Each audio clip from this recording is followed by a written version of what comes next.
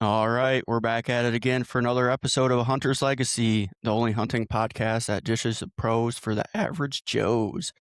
This week we got Levi from Pennsylvania. What's going on, man? Not much, not much. Happy to have you on here. Yeah, happy to be here. So, why don't you go ahead and tell us a little bit about yourself, where you're from, what you do outside of hunting, all that good stuff? Yeah, so I'm from southern PA, York, PA, about an hour south of Harrisburg, so right on the Maryland line. I'm a self-employed heavy equipment mechanic. Been running my own company for the last 5 years. So work on dozers, excavators, stuff along that line. Um, Other than that, it's about all I do. It's hunt and work. Um, that's about the extent of it. Take off in the fall to go hunting. Kind of make your own schedule then? To an extent, yeah. Yeah, take off in the fall to go hunting.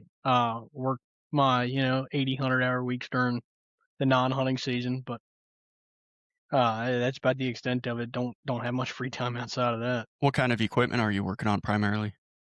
Heavy equipment, so dozers, excavators, stuff like that.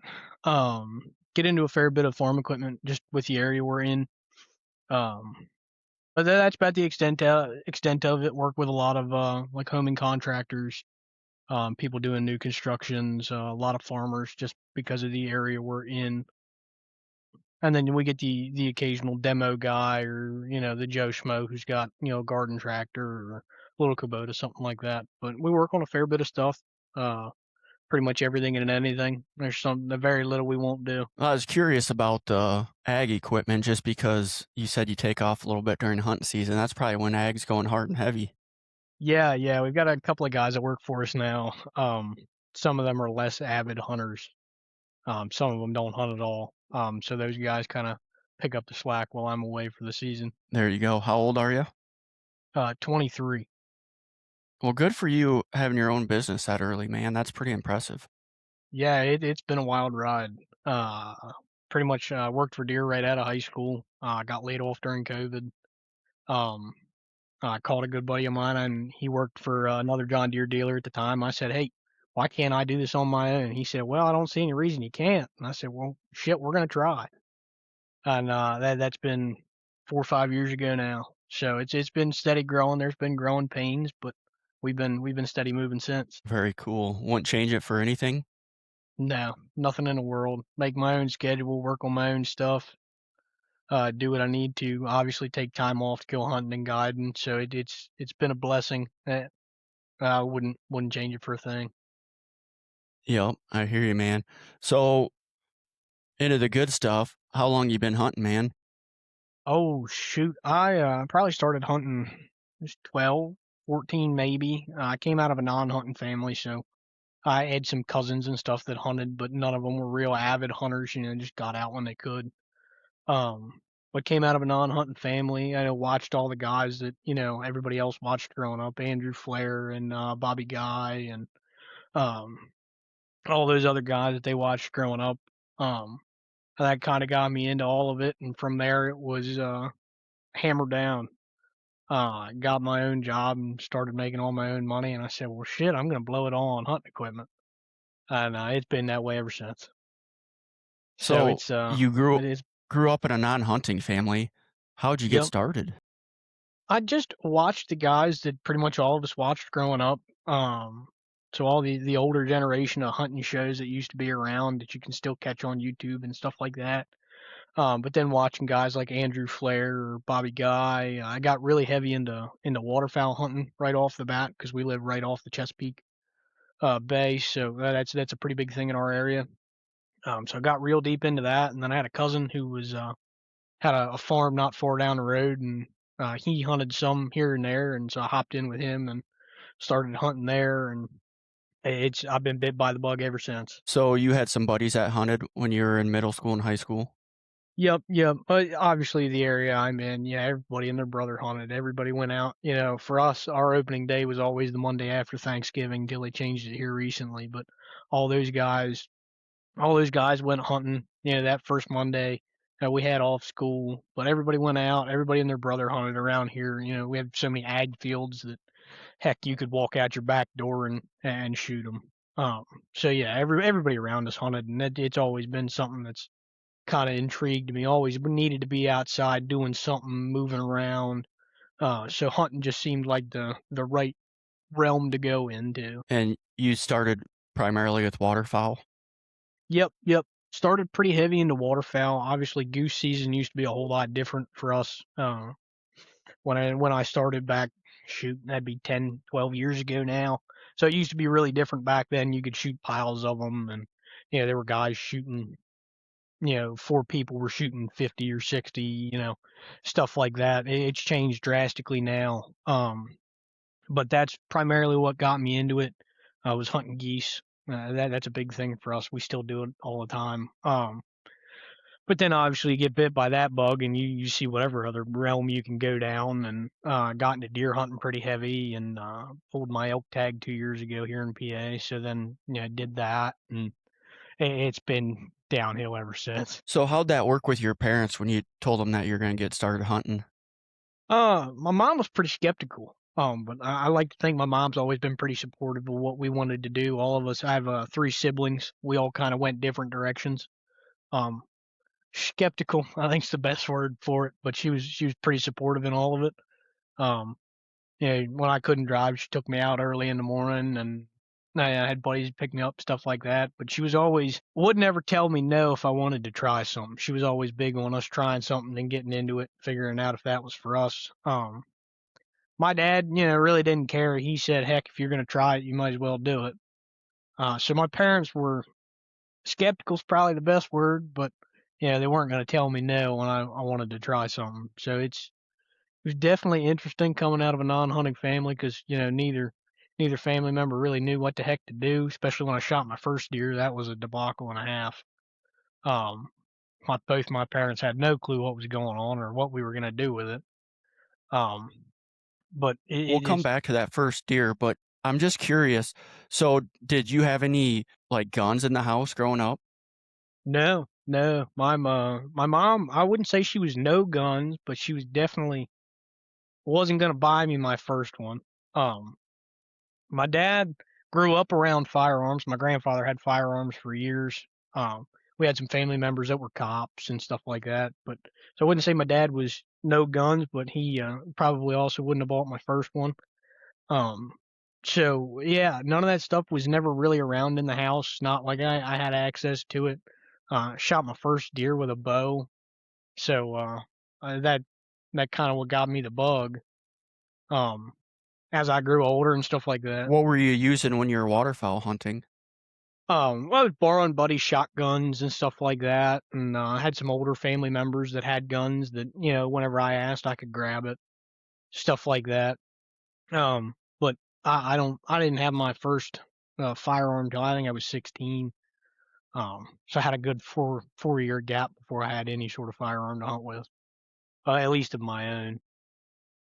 Did you have to buy your first gun? Yep, yep. I bought my first gun. I paid for it in whole, and my parents were, yet again, I wouldn't say they were no guns, but they definitely wouldn't have purchased the first one as a Christmas gift or anything like that. So yeah, all my hunting stuff that's been acquired over the years, I've paid for. I haven't been gifted little stuff like mittens and socks and little stuff like that, but never been gifted firearms, never been gifted arrows, nothing like that. Pretty much everything's been bought by my own. Okay, let's go back before I cut you off. Your first deer, you said you shot it with a bow. Yeah, so I was working at an orchard at the time down here, and obviously, orchard owners are just like farmers; they want all the deer gone. Um, so there was a bunch of other guys that were hunting in that area, and there's a little, I think it was a 150-acre orchard. So I crammed myself back in this back corner, a little spot in the fence where they were walking along some apple tree rows, and I had this. It could have been probably a yearling doe walkout, all by her lonesome. And I had the jitters so bad. Lo and behold, I shot her, made a good shot. She went probably 50, 60 yards, and she dropped in an apple row. I don't think I've ever called my mom so fast in my life. I mean, I've been in accidents, I've been married, I have kids. I don't think I've ever called my mom so fast. So my mom came, picked me up. She had a Chevy Traverse at the time. We ran out. I bought a handful of tarps because couldn't get anything bloody in the back of this Traverse. Um, I called my older cousin who deer hunted at the time, and I was like, "Hey, how the heck do I do this?" And he's like, "Well, I'm gonna try to walk you through it the best I can. I butchered trying to field dress this deer for the first time. Absolutely got shit everywhere." Um, we loaded up the back of my mom's Traverse, and my mom said, "Well, okay, what are we doing with this?" I said, "Well, I don't know." So we took it to my grandmother, who her parents hunted for a while. Her dad was a pretty avid hunter. So she knew what she was doing. We took it to her and opened the back of my mom's trunk, and it still had, fur and everything on it. She said, "Nope, you got to skin it, take the feet off. It can't look like Bambi." And that's been the rule ever since. My grandmother's done all of our butchering since then, but that's always been the rule. Can't have feet, can't have any fur on it, can't have a head.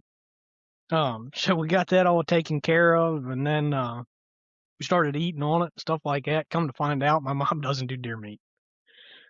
So I ate through a whole probably 40, 50 pound doe all by my lonesome. But yeah, it was eventful. Still hunt that orchard to this day. Still probably one of my most productive spots.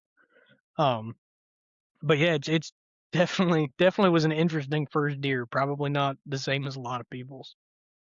Did you gut it yourself? I did. I tried my best. I had my older cousin who hunted. He walked me through it over the phone. But man, I was so lost looking at stuff that I had no clue. I eventually pulled up a YouTube video by Steve Ranella at Meat Eaters. He's got like a little how-to guide. So we went out, we bought tarps, and I bought a nice little butchering knife, and I got myself through it the best I could. Looking back on it, I did a pretty shitty job. I left a lot of shit in there, but we got it. That's so fascinating. Was it dark out when you were doing this? Oh, yeah, pitch black. I was working off of a flashlight off a Apple iPhone 4 and one of them little headlamps. So that's all I had. I'm trying to make the best out of it. And Lord knows headlamps 10, 12 years ago weren't that great. But yeah, it was definitely about the least productive hour and a half of my life. Was your mom watching you? Well, the whole time. But my mom's really like blood sensitive, so the whole time my mom's sitting there, she'll look, she'll try to help, she'll turn around, have to gag a while, and she'll come back and watch some more. And it was definitely an adventure the first couple of deer with my mother, because I shot a couple more deer there over the years, and it was definitely interesting. And then I started driving, and then it wasn't that much of a debacle. But my mom has definitely probably been the biggest supporter in this whole ordeal. Um, she definitely tried to help the best she could, but definitely couldn't help. Still can't do the deer meat, huh? Nope. Mom still won't eat deer meat. She's been that way for the last 10 or 12 years. I mean, man, I've tried all sorts of stuff. Snack sticks and sausages and cutting it with beef and beef fat and pork fat. Man, I've tried everything. My mom just won't do it. That's interesting because I think it tastes pretty similar to beef. I would agree, especially if you cut it with beef or beef fat. I'd say it's pretty darn hard to tell. Yeah, I just mix mine with some 70/30 ground beef. Yep. Yep. I send a lot of my stuff to a butcher now. I'm pretty good friends with a butcher here down the road a little bit, but I've tried a bunch of stuff from them now. I figured out that cutting it with straight chuck roasts is about the best thing you can do, and I don't feel it tastes like deer at all. I mean, I feel it masks the taste pretty well. I don't know if it's the best thing you can do. My sister does brisket. I think that's a little overkill, but Yeah, the cost ratio there I don't think quite matches, but whatever you got to do, I guess. So what I normally don't butcher deer. Every couple of Mhm. years I'll do it. But what do you cook primarily with? Do a Uh, lot of ground, do a lot of grind. but what are you just doing, like burgers with deer, or do you use it primarily for Oh, like we do chili all sorts of tacos? stuff. We do all sorts of stuff. We've done Salisbury steaks over the years. I have a pretty big Italian family, so we do a lot of like meatballs, meatloaf. Um, we've The tried some meat other the stuff like balls. yeah, we've tried meatballs over the years.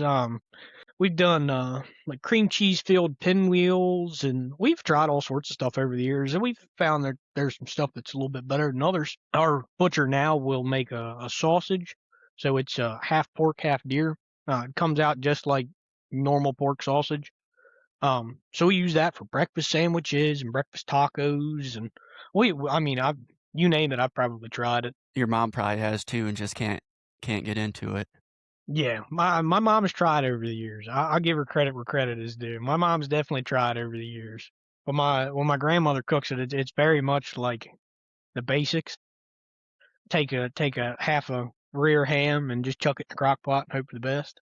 Make a good pot roast. But we've tried all sorts of stuff with my mom over the years, and she just won't eat it. Hey, to each their own. I won't eat vegetables, and she probably thinks I'm crazy. Hey, I mean, I'm right there with you. I'll take mushrooms all day long, but carrots, you can count me out. What was it like learning how to deer hunt on your own? Man, it was hard because, like, you got normally, like, when you grow up in a family that hunts, you got grandfathers that hunt or fathers that hunt. You got somebody who kind of mentors you through it. So it's not like not trial by fire, I guess. Um, Mine was very much trial by fire. I had to figure out what worked, what didn't work. And obviously it's all different based off of, where you are in the country. I mean, it's a whole heck of a lot easier to shoot deer in Iowa where it's all cornfields and you know exactly where they're going to be every night compared to shooting them up here in the mountains where you're lucky if you see a deer once a year. So it's definitely trial by fire. That's the best way I can put it. Watched a lot of stuff from like Steve Ranella and all the other guys that were on YouTube at the time, deer hunting. Um, so I just tried to pick and piece together what I could and what made sense, and it definitely a little rough. What are some of the biggest lessons you learned early on, and what are some that you learned way later than you should have? Man, scent control's always been the big one. This is a controversial one for me too. Yeah, I try to look at a lot of what the older generation did because those older guys they were hunting in blue jeans and flannels, and they were smoking Pall Malls or Marlboro Reds.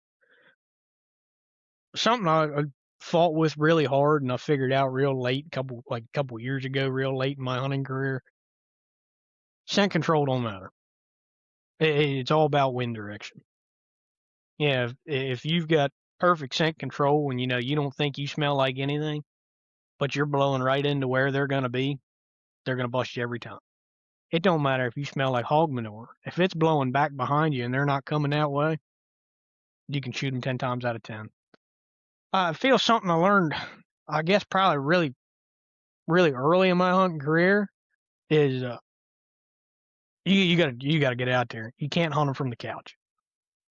Yeah, I'd get so distraught because I'd get all these big bucks on camera, and I'd go out and sit, a day I thought was perfect, and never see them. So patterning a buck was something I learned really early in my career. Um, yeah, it just you can't hunt them from the couch. You got to get out there and get after them. Deer are out there 24/7, 365. You can hunt them in the rain, you can hunt them in the snow. It don't matter if it's 100-mile winds out there. They're going to be out there. You just got to find them. So that's probably the thing I learned the earliest on in my hunting career is, try to not get distraught when you don't see them because they're out there. You just got to be where they are. So that's kind of how your approach has changed over the years in the deer woods? Yeah, I've very much. I probably hunt more now than I used to. Well, between school and everything else, I definitely hunt more now than I used to. Um, but I'm not as picky about when I go out or where I go out or, I've got a buck on camera. He was on camera yesterday. I need to be in that spot today. I've learned that the deer are going to be where the deer are going to be. If you put yourself, you do your scouting throughout the summertime, and you figure out, they're running this travel corridor, or, you got a field here and you got, a bedding area over here, and they're walking the center. Get yourself in the center. If they're walking it every night, you're bound to get one. So I'd say that's definitely how I've changed over the years. Is I'm not as downstraught if I don't see one because I know where they're going to be and I know exactly when they're going to be there. It's all about the pattern. What about your mission? I imagine the way I see it is, when people start hunting, their main goal is to just shoot a deer. And I feel like 90% of hunters get into that stage where they get super picky and all they want is that giant deer. So walk me through that from when you got started to now. Yeah, I would say it was, watching the big guys growing up. All those guys are shooting 200-inch, deer, shooting these massive deer that, heck, in the state of Pennsylvania, if we see an 8-point, it's a holy shit scenario. It's definitely changed over the years. Probably more picky now than I used to be because I've worked really hard to get some areas that I hunt to be, I wouldn't say safe havens, but places where the deer want to hang out. Um, so I'd say, 10, 12 years ago when I was starting, dude, if it was 4 legs and brown, it was dead. Um, Now it's definitely changed a good bit. I try to shoot only 2-year-old or older does, try to shoot only mature deer. So the plot has definitely changed for me. I wouldn't say I'm definitely pickier with when it comes to bucks, but in the state of Pennsylvania, if it's got 6 points, somebody's going to kill it. So, like the deer behind me, that's only an 8-pointer. So, yeah, I was perfectly happy with that deer when I shot him. Yeah, 5, 6 years ago now. They don't get much bigger where you're at. Now, don't get me wrong, we get some decent sized deer. The big thing is there's a lot of hunting pressure. Like I said, I mean, we're in an ag area. Everybody and their brother hunts. So the deer that we do get don't get a whole lot of time to get real big. Um, and a lot of the guys around here don't really manage the herds well. So if it's got 4 legs and 6 points, it's getting shot. Um, so when you see a nice big, thick 8 point, or you see a nice 10 point, or even a 10 point at all, most of those are about as big as you're going to get in the state of Pennsylvania. Now that was different. I think it was 10, 12, 10, 20 years ago maybe when they changed it. There used to be no point restriction at all. So 20 years ago it was if you were seeing forks, little 4 pointers, you were seeing 6 pointers. It was a killer day for you. So it's definitely changed over the years, but hunting hunting big mature deer here is hard for certain. Yeah, they don't get big by being dumb. So it's definitely hard to shoot big mature deer here, but it is possible. There's big deer in every state. Yeah. It's really regionalized to portions of the state. Yep. It definitely is. Our deer down here where I grew up definitely get bigger than I hunted the mountains a lot this year. They definitely get bigger than those mountain bucks. There's just more forage down here for them to eat on and more nutrient dense forage. So there's just more stuff for them around here to eat, and they just get bigger. So it's definitely you're definitely right. It is definitely regionalized. Where are you in your hunting journey? Do you feel like you've kind of got it nailed down, what you need to know, or do you think you're still in the midst of learning? I'm definitely learning. I had one of the guys I eventually caught on to and taught me some of the stuff I know. Um, Said that if you decide that you've stopped learning in the woods, you might as well have stopped hunting because it's different every year. The deer patterns never the same. They're never in the same fields. They're never traveling the same routes. So it's always different year to year. So I like to think that I'm constantly learning something new. And as I've started to guide for elk, it's, I've definitely learned that I'm at the very bottom of that totem pole. I got a lot to learn there because, it's two completely different ball games. So I like to think that I'm still learning, and until I stop hunting, I'll still be learning. Yeah, I've heard elk is a lot of chasing. Yeah, and that don't matter what state you're in. It's a lot of you got to find them. So it's definitely an adventure. Elk hunting is not for the faint of heart. We like to say the deer hunting around here, you can shoot them out of a pickup. Elk hunting around here, you got to track 10 miles and then hopefully make a 400 or 500-yard shot across the creek. So it's It's that definitely big two of area completely. where Yeah. that big of area where you're at, huh? Yeah, so our we like to call our state split at the I-80. It's a major highway that runs across the top of the state. And it's two completely different areas if you look at it geographically. Down here where I hunt, where I live now, reasonably flat. We get 400 or 500 foot changes in elevation. Like I think our tallest mountain around here is like 1,100 or 1,200 foot in elevation. You take that up to the hunting area. The hunting zone up there is 2G. No, but it's like Clearfield County. It's up there in Elk County, Benezet, that area. Man, it's a completely different ball game. It's the mountain ranges up there dwarf us by a mile. So it's two completely different worlds in one state. So the guys that hunt deer up there is completely different for them than it is for us. And you said you got to go elk hunting? Yep. I pulled my tag 2 years ago. So it was definitely hard. Elk hunting, no matter where you are, is not for the faint of heart. How hard is it to get an elk tag in PA? Man, you got a better chance of winning the lottery. And you got it that early, huh? Yeah. So I mean, I know guys that are in their 80s and still haven't pulled tags. So it's definitely pretty much you got a better chance of winning the lotto. Like I said, I mean, I know guys that are 80 and 90 that still haven't pulled tags and are still putting in for tags every year. The outfitter I guide with now, Trophy Rack Outfitters, they had one of their guys last year pulled his tag and he was 82. So it's definitely hard. Now they're changing the system around and they're putting some more tags out this year, so it'll be probably a little bit easier to get a hold of a tag, but it's still very rough. It's not weighted, so like in Iowa, the more years you put in, the more chances. No, so that was never a thing for us. That's something they're changing in the legislation this year. So now you could buy points, weighted points, year by year, but they didn't roll over. So you could spend $2,000 this year in weighted points, and they won't roll over to next year. Now they're changing that this year, where if you buy $2,000 worth of points this year and you don't get drawn, they will roll into next year.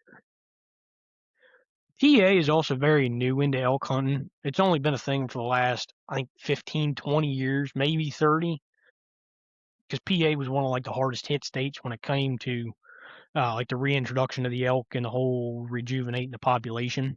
PA is kind of behind the curve of everybody else. So, is the big elk states, Iowa, Wyoming, Montana, Colorado, is all those guys, done stuff 5 years ago. PA is now just starting to do a lot of that same management. Is there a lot of elk where you're at, or do you have to? So I've got to travel a good bit. Do you run across elk? No, so I've got to travel just about 3 hours to hit any sort of major elk area. I got to travel about 3 hours north, it'd be northwest of here. So yet again, they kind of stay in like our mountain ranges, so up in the northern parts of the state, and they kind of trickle down into some of like the southwestern parts of the state. But it's elk around here isn't like in Iowa or Colorado where you can just roll through Colorado and you got a pretty good chance of seeing them. Are you saying Iowa? No, Colorado. Oh, I thought you said Iowa. There's no elk in Iowa, man. But like Colorado is a pretty big elk state. That's one that gets hit pretty hard. Especially that's just where they are. Yep. But like rolling through Colorado, you got a pretty good chance, just picking a random road, you got a pretty good chance of seeing an elk. Around here, especially where I live in a very like southern part of the state, man, if I see an elk, I might as well go buy a lotto ticket because I might as well win the lotto at that point. We don't see them down here. We just don't have the mountain range. We don't have the food to support them. That's just the way it is. But the locals of that area, they probably see elk on a regular basis, or is Well, the yeah. area so big? Yep. They see elk on a pretty regular basis. Our elk population is pretty large for the area they're in. So, like Benezet is a pretty big tourist area for people that want to travel into Pennsylvania and see elk. Benezet is based pretty much the whole city is called Elk City. It's what everybody goes up there to do. It's about the only thing up there to do. So those guys, on a random Tuesday, you got a pretty good chance of seeing a bull. And it trickles out as you go further east into the state. You just tend to lose them as you get closer to like New Jersey or Delaware. They're just not over there. The mountain ranges kind of start to peter out. And same thing as you come south. The mountain ranges just kind of start to peter out, and we don't have the food to support them. We don't have the climate to support them. That leads into a good segue. I like to have people kind of describe the area that they're hunting since everybody's kind of in a different geography. Yep. How is it where you're at in terms of, you talked a little bit about the elevation is flat, but is it just cattle pasture or what do you got going on there? A lot of crop fields. So like a lot of the guys around here hunt on ag tags. So that's like a tag for us that you can shoot as many as you want. And now they prefer it's only does. But you can shoot as many as you want throughout the year, and that's from August to August. So it's mostly ag fields or cattle pastures, stuff like that. It's all relatively flat. Like shooting 500-600 yards out here is no biggie because I mean you can shoot. We've got fields out here that are a mile by a mile. So it's completely different here than it is up north where I hunt, or out in the western parts of the state. So like for us is I hunted a lot out this year out in 4A for us as part of the Appalachian Mountain. Completely different ball game for me. I started doing that this year, and man, it kicked my butt. Deer are a lot harder to find out there. They're very sparse, and they're very like tight in groups. So like if you find one, you probably find 50, but you can go days, if not weeks, without seeing any at all. But the terrain out there is completely different. I mean, it's up and down and up and down. I mean, it's mountain ranges and valleys. It's their mountains out there make our you know our little mountains out here look like rolling hills. Is there a pretty big deer in that part of the state? Um, Not in like just the western part of the state. As you start to get kind of up north into the state, yeah, that's where a lot of people have hunting cabins. So that's like 2G up along the New York border. There's a fair bit of deer up there. I know a lot of guys from down here that go up there have cabins in Potter County or Clearfield County or something like that. So there's a pretty good population of deer up there, because that's on the kind of the downhill side of the Appalachian Mountains. So it gets a little flatter and there's more crop fields to sustain the deer population. Um, but yeah, it's definitely, I've hunted kind of all spectrums of the terrain for the state of Pennsylvania, and it's completely different as you go, an hour north or an hour west or an hour east. It gets, flatter as you go east. It gets more mountainy as you go west or if you go north. So it's completely different. How big are the timber sections where you live? We get kind of splotchy timber sections. So we'll have like a 5 acre section here and an 8 acre section there. Um, And it's kind of more based off of areas. You get closer into the city, because we've got some major cities around here, York and Harrisburg and stuff like that. The timber gets a little bigger, just because the farmers don't want to be that tight to the city. But as you come out back into the more ag country, we get little plotches. We get 5 acres here, 15 acres there. We don't have big 500-acre runs of timber down here. What makes that so challenging to hunt close to home? It's you definitely got to pinpoint them. You know, Trying to pick them out in a 5 acre plot of woods is pretty hard. Because a lot of them will just hang out in fence rows or little bits of shrubbery along field edges. Little blocks of timber. Do most of these little blocks have deer in them? Generally, yeah. Especially if they're like right along a field, most of them will hold deer. Now it's depending on whether it's permanent or we get the deer will kind of bump from plotch to plotch for us. So their summer grounds is normally a little further north than their winter grounds are. Especially if you kind of travel with the bucks, you'll find they hang out a different spot in the summertime than they do in the fall. So the deer kind of hop the splotches. So it's a lot of scouting for us.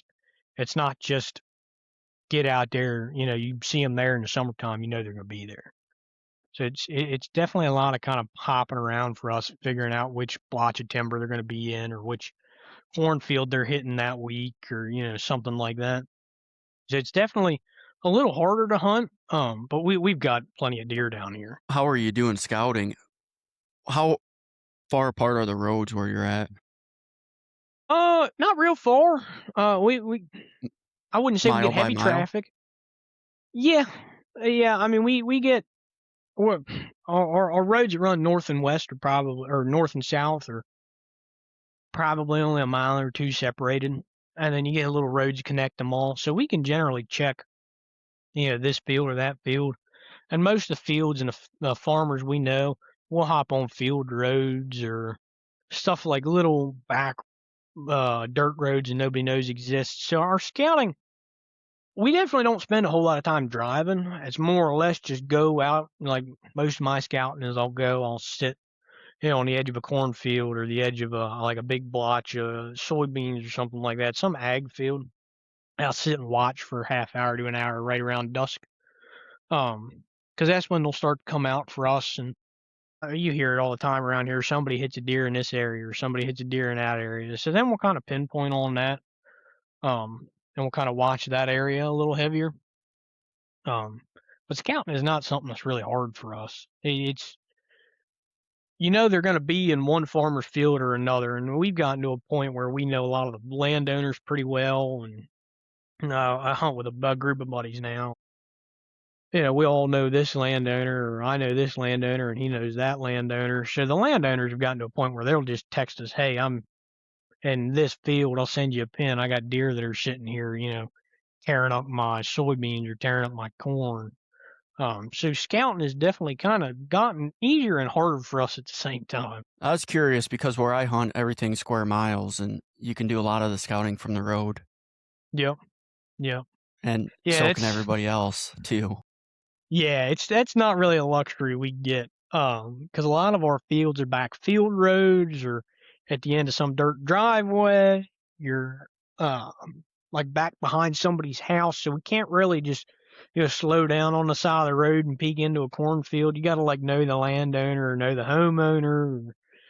It's not like we can just kind of pull over on the side of the road and glass a field real quick. We got to kind of know the people in the area. Because there's enough hills where you can't see everywhere. Yeah, that's the big thing. We have just enough rolling hills that, like, I sit outside of one now. We live on one. I'm at the bottom of a pretty steep hill. There's an ag field back behind me. I can only see probably 300 yards up the hill, but then there's another 3/4 of a mile that runs flat across the top of the hill that I can't see from where I sit. I can't see from the main road either. I can't even see it from the field road that cuts through here. So that's a lot of what we run into is a lot of you know, rolling hills that deer will sit in valleys. We get a lot of creek beds and stuff around here that cut through fields and cut through like hedgerows and whatnot. And we get into a lot of that where you just can't see them, so you got to get out there, you got to get in the field, or you got to know the people. A lot of the guys around here rely on silk cams and stuff like that just to know kind of where they are or what they're doing. Yeah, I can see how that'd be a challenge to do some scouting. What is there anything about where you hunt that maybe makes it a little bit easier than other places? The cornfields, man. The cornfields. We know where they're going to be every night. They're going to be in a cornfield or a soybean field. So the ag ground around here really makes it a piece of cake. Like I said, I I mean wouldn't say everybody. that. It makes it a whole heck of a lot easier. Everybody around here knows this landowner, that landowner. A lot of the guys that I know that hunt the area, um, share a lease with 5 or 6 other guys. So a lot of those guys all kind of make it easier on one another. The other big thing we get around here is a lot of deer drives. Not something I'm keen on, but a lot of what we get around here is deer drives. So guys will go walk, you know, a 10-acre block at a time. And so like a lot of that makes it easier for people. But definitely the ag fields around here make it a whole lot easier than hunting up north or hunting out west. Are deer drives pretty big throughout the state, or it just depends where you're at? It's it's more of an up north thing as you kind of get more into the mountains. And there are some guys down here that'll do them, but it's very far and few between just because a lot of the guys, hunting ag fields around here, you don't really have to drive them. Yeah, they come out pretty much on a schedule. They're either out in the morning or they're out in the evening. But as you get up north, you get a little further. It definitely deer drives are more of a thing up there, especially bear drives too. Like a lot of guys drive for bear. in the state of Pennsylvania. You can't hunt them with dogs. So a lot of the guys out there drive for bears too. So it's just part of the hunting culture up there. Um, it's not as much a thing down here, but definitely up north, it's a much bigger thing for the state of PA. That'd be interesting to see. I've done deer drives when I was younger, never a bear drive. Just like a deer drive, you're shooting at a different target too. That's pretty much the extent of it. Do the bears just like, well, I met when we used to do deer drive, you'd flush out a group of 12 or whatever. Bears, it's probably a lot of singles, isn't it? A lot of singles. Now it's dependent if you're getting a mom with cubs. If you're getting a mom with cubs, you'll get anywhere from 1 to 4. But yet again, you're getting one big sow and you're getting a couple smaller cubs.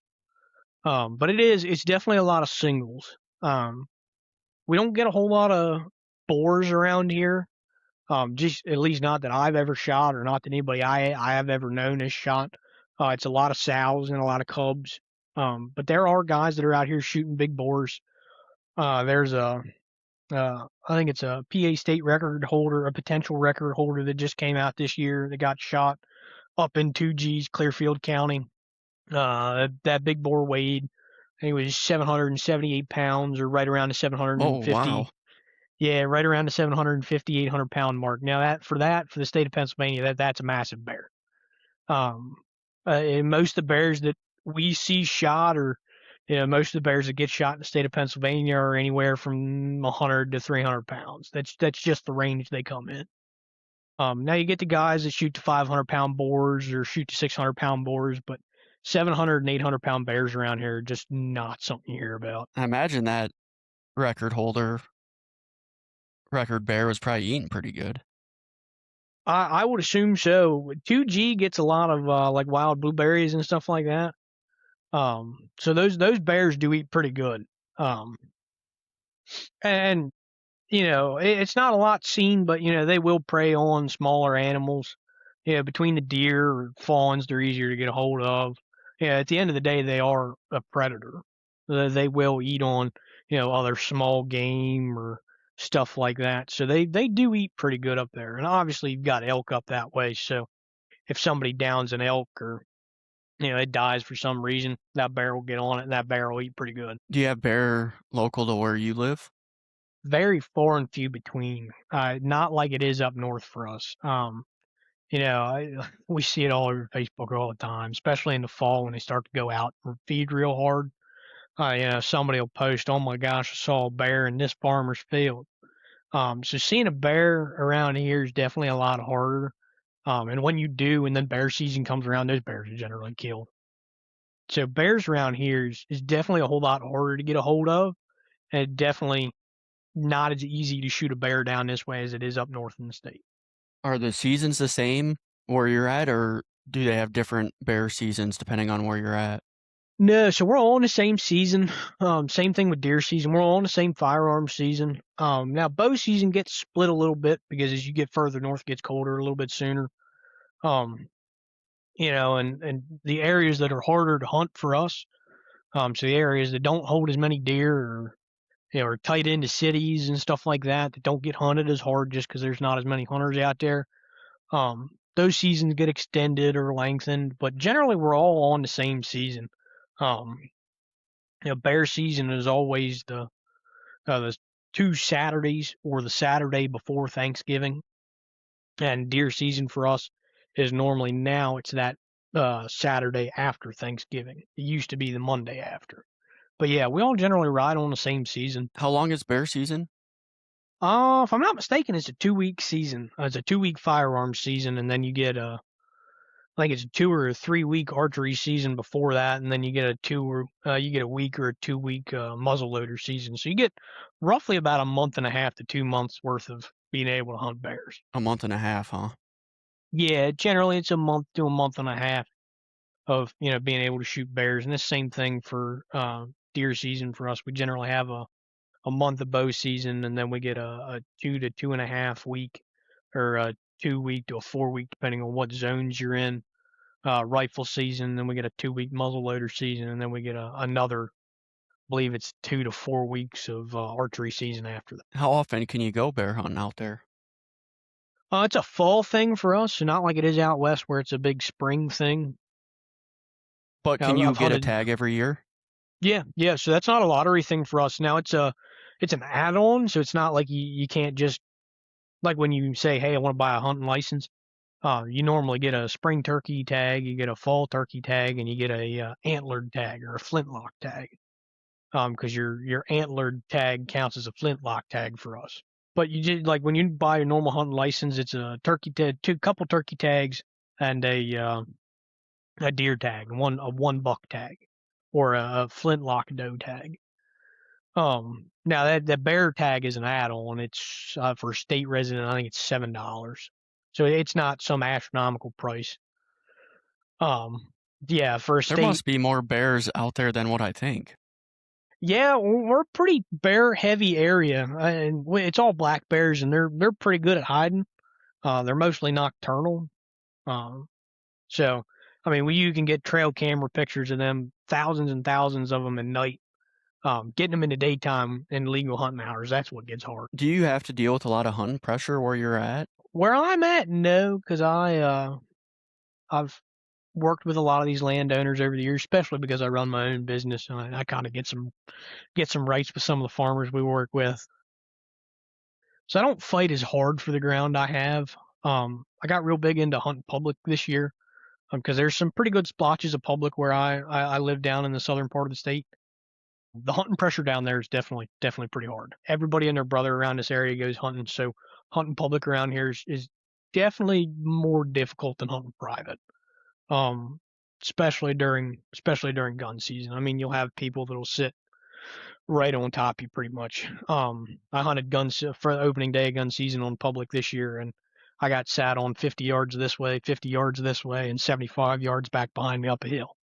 So it's the hunting pressure's definitely there. Now during archery season on public, early archery, there's not near as much. That for the public land people is really only the dedicated guys or the guys that don't have any private ground to hunt that are pretty big into the sport. Um, but after rifle season for us, deer season gets pretty tough, especially on public. Why hunt public when you have all that private? It's an adventure, man. I'd never hunted public before this year. I'd always had some private ground to hunt on. Um, I like to think I've gotten pretty good at hunting private ground deer. Um, it's just a new challenge. It's something different. I want to continue to learn. Um, so it's all about the challenge for me. Fair chase I feel is probably the right description of the word. Yup. If you could change anything about the hunting regulations where you're at, what would that be? Um, man, you're gonna get two different sides of me on this one. From the farmer standpoint, and all the farmers I do know, I'd like to see the doe population come down. The area we hunt gets hit pretty hard with deer damage, and that really wreaks a havoc on a farmer. So the farmer aspect of me would say, hey, let's kill as many as we can get a hold of. From the outdoorsman side of the perspective, I think PA is doing a lot of things right. I think they're also doing a lot of things wrong. Um, we have a 6 point antler restriction for anybody over the age of 12. Anybody under the age of 12 is a mentored status, so you can shoot a spike. Um, the antler restriction is something they're doing pretty well. I'd like to see the antler restriction go up because you got a lot of guys shooting like little 6 point scrub bucks. So I'd like to see it get bumped up to an 8 point buck. That's something a couple of the surrounding states have done, and they've seen some pretty good rewards out of that. I'd like to also see it. The deer regulations get based off the area, not just the state as the whole. We shoot a hell heck of a lot more deer down here than you do up in the western parts of the state where deer are pretty hard to find. And it's more mountainous, they're more in blocks and 5 acre plots. It's not walk out in the backyard and see one, over in the western part of the state. It's you got to hike a pretty good ways. I hunted a lot out there this year, hunting some public. And man, I walked hundreds and hundreds and probably thousands of miles. And I don't think I ever saw more than a half a dozen. So I'd like to see it based more off a region than the state as a whole. I think we'd see a lot of reward out. Yep. No, that all makes a lot of sense. So if you could go back to, let's say, your younger years to now, is there any hunts that still haunt you to this day? Maybe like a missed opportunity, one that got away? Man, I've made some bad shots over the year. I'll be the first one to admit it. I've made some pretty crappy shots. Why? You think you just got rushed or what? Yeah, rushing the jitters probably.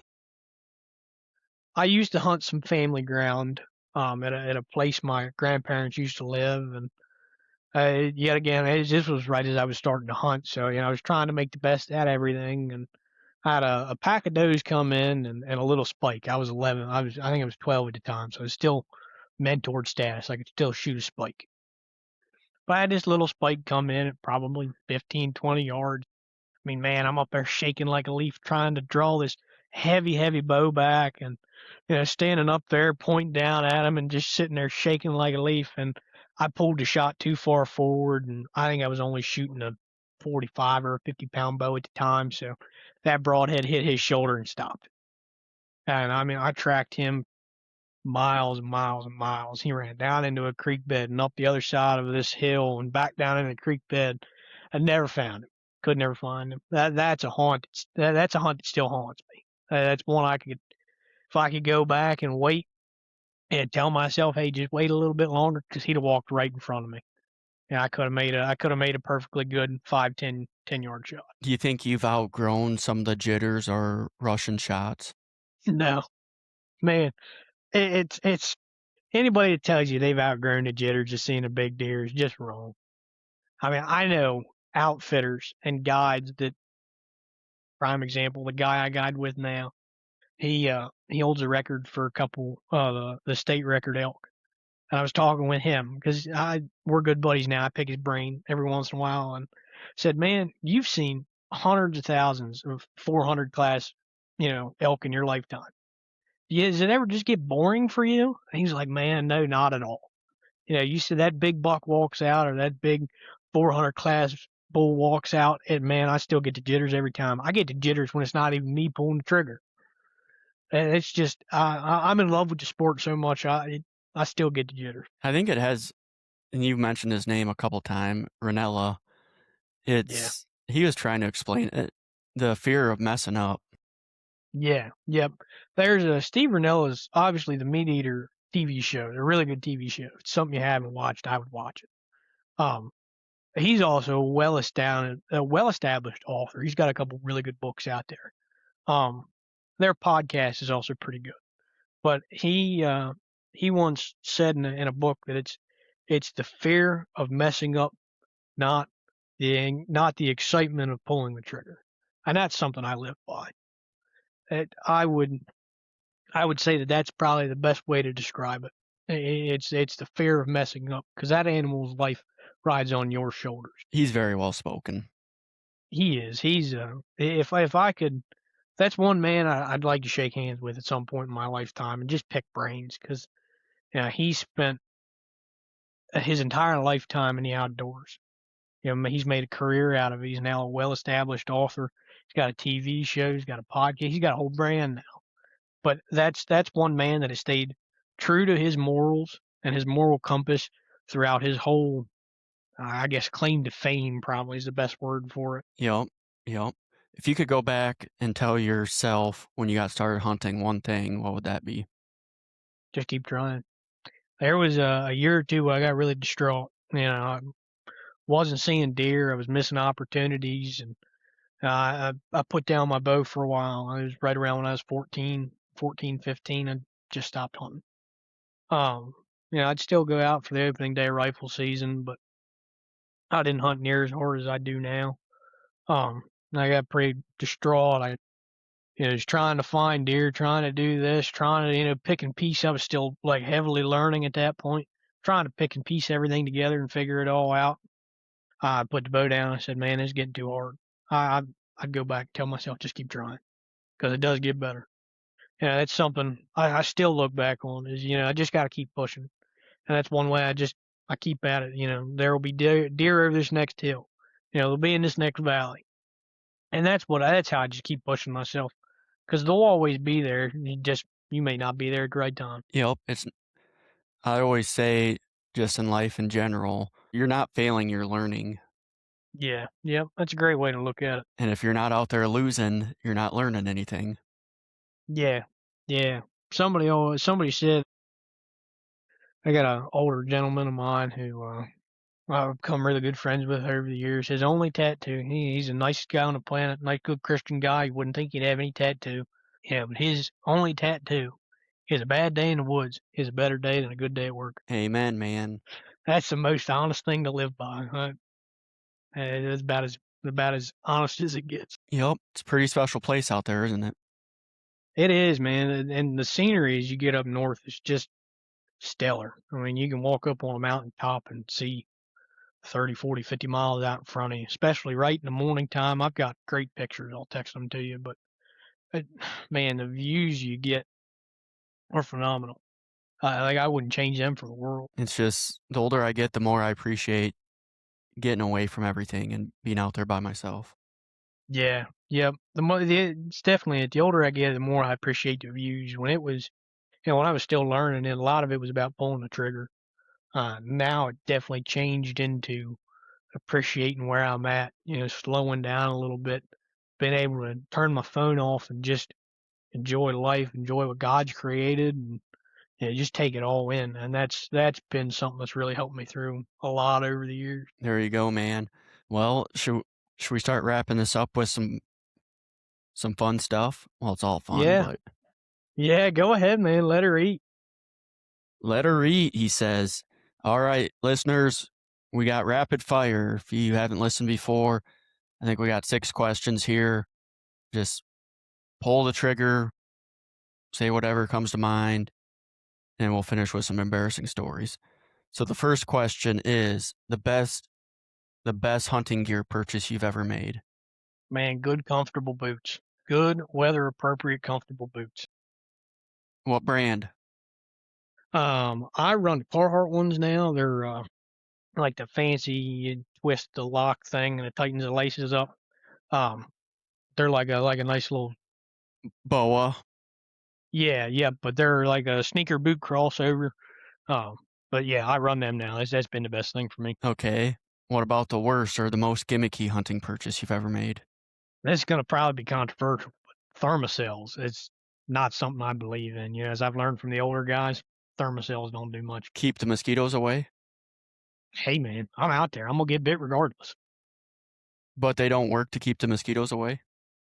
No, not for us. We don't get a whole lot of mosquitoes either. So hey, it's probably area based. All right. Hunting luck versus skill. Percentage breakdown. Man, I'd say probably it's 30% luck and 70% skill. You got to know a lot about what you're doing, where they're going to be, what they're going to be eating on. But luck does play a part in it. You walk over the right hill and there's a monster buck standing in front of you. Couldn't have worked that out any better. All right. Most controversial hunting take. Oh man, all this fancy scent control don't work. Scent control is not as big of a factor as it needs to be. Your wind direction and understanding your winds is the bigger part. Most underrated hunting tactic. Man, sitting on the ground. It's not something that gets done anymore. I did it a lot this year. Pop yourself on the ground. You know that the deer have learned that to look way up high because that's where they're getting shot from. If you sit on the ground, they'll practically walk right into your lap. All right. What's your definition of a hunter versus a killer? A hunter is somebody that appreciates more than just pulling the trigger. The hunter understands that it's not all about pulling the trigger. It's somebody that appreciates their time being out there, the sacrifice the deer makes, to help you and feed your family and to, give you a story to talk about. The killer is somebody that's out there. I like to say that as the guys that are shooting them in pens. The guys that are shooting high pheasants ranches. They're just out there to pull the trigger. They're out there for the likes on Instagram or likes on TikTok or Facebook, whatever. They want the big 200-inch deer, for all the people to look at. But man, they've done none of the work to get it themselves other than sit there and pull the trigger. Great answers. You ready for some embarrassing stories? I don't. I like to think I don't have many, but I'm sure I probably do. Let's see what you got. Oh, I've definitely lost a handful of socks over the years forgetting toilet paper. So I mean, that's something probably all of us can relate to. Pretty common theme. Yeah, I took a one good tumble one time down a mountainside up north and ripped my pants. Yeah, I ripped the crotch of my pants wide open. And this was early in the morning, early in the morning. And, I mean, I hunted the whole day with pretty much just my crotch hanging out of these pants. I got some odd looks from people walking in and out, but still shot a doe that day. So that I I still had the pants. You were walking up a hill and tripped or what? Yeah. I was walking a hillside, coming across to like the top of a mountain, up where it kind of plateaued off a little bit. I must have hit like a mossy rock or something like that. And I took a tumble. I fell probably a good 100 feet down the hill, and I must have splayed my pants open. But I hunted the rest of the day. It still shot a doe, and I still have the pants. I patched them up now, but they're my lucky pants. Well, you gotta do what you gotta do, man. Hey, I mean, I was 3 hours from home. I wasn't turning around. I think we'd all do the same. Yeah, I don't think I got many other embarrassing ones. I mean, I've farted in the woods and spooked deer that I didn't know were behind me.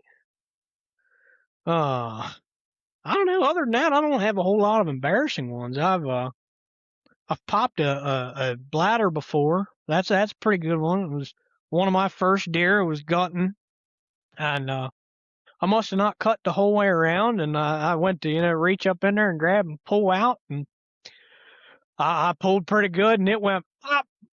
I all over my shirt, all over my pants, all over the boots, all over the ground. So that's probably a pretty good embarrassing one. Not a lot of people can relate to. I hope I never relate to that. Man, that's a rough scent, I'll tell you. You don't keep those. You burn them. You bet, man. All right. Well, I appreciate you joining. It's been a lot of fun. Well, hey, thanks for letting me on. I appreciate it. All right, buddy. We'll see ya. Yes, sir.